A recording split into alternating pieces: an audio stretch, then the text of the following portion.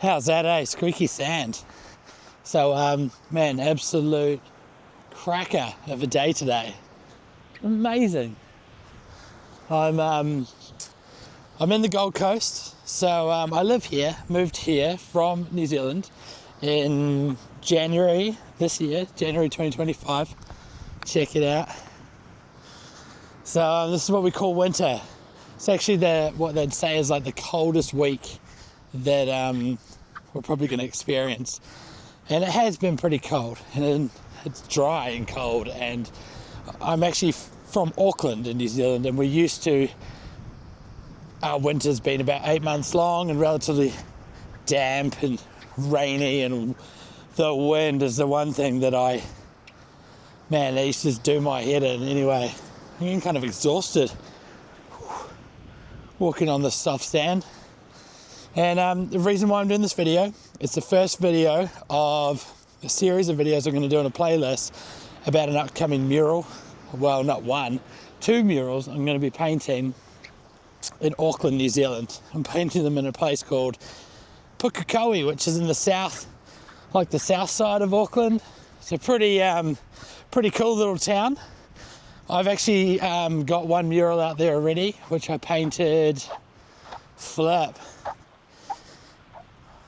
More squeaky sand. Yeah, I'll take a seat here. Oh, look. Someone's undies. Alright, so I've got a mural I painted there in a cafe, and it's actually gone on to be like a really successful cafe and coffee roastery. And I painted this mural for them. They were taking over an old like bakery space, and so they've managed to it was like a prickle. Anyway, so I this mural's gonna be really interesting. I want to talk about kind of the processes of it, make some videos around the process of how I do the mural, how I prep for the mural, how I concept for the mural. What else did I do? Send it back to the client, get revisions, come back, make changes. I just want to talk about all of those steps, because you might not even know how to even do step 1. You might know how to do step 10, which is actually painting it, but you don't know how to do the steps in between.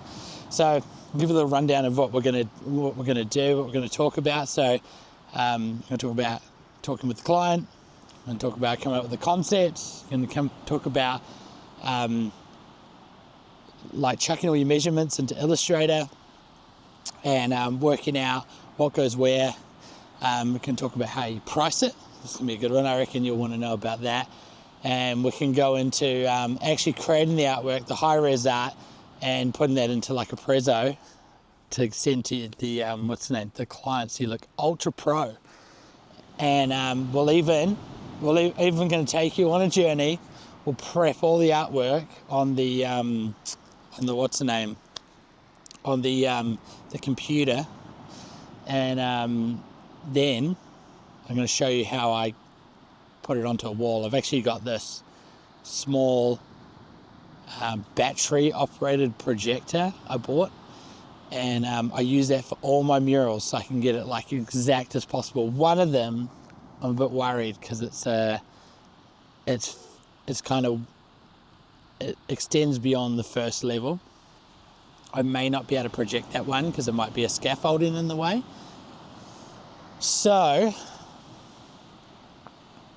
we may have to use a grid. So you might learn how to paint a mural using a grid as well. That's pretty cool. That's kind of that's like the old school way of doing it.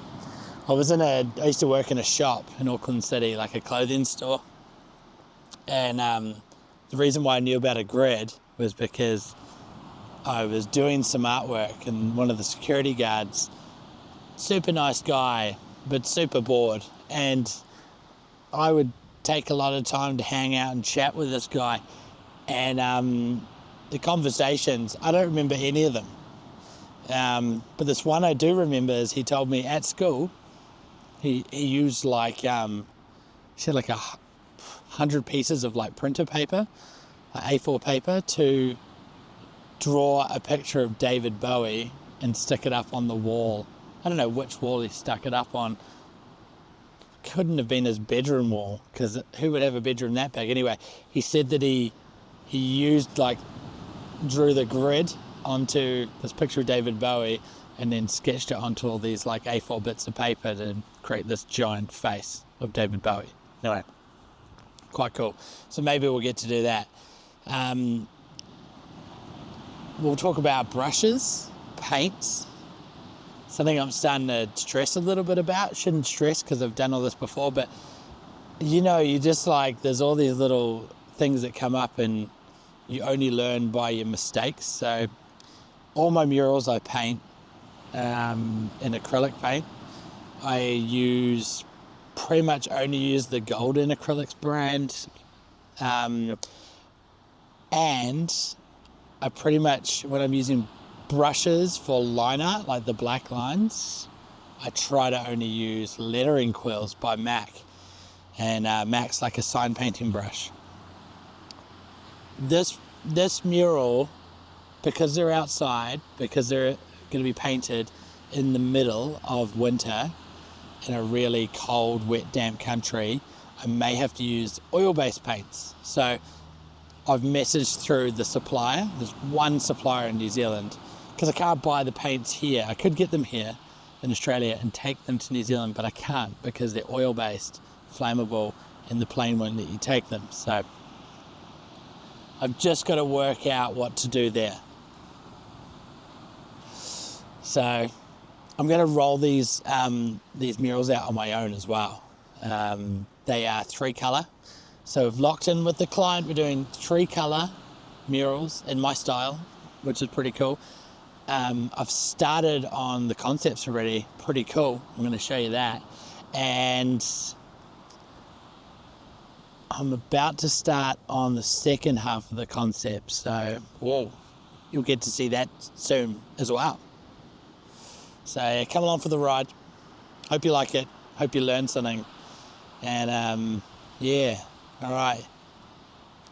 Here's to painting murals. Woo!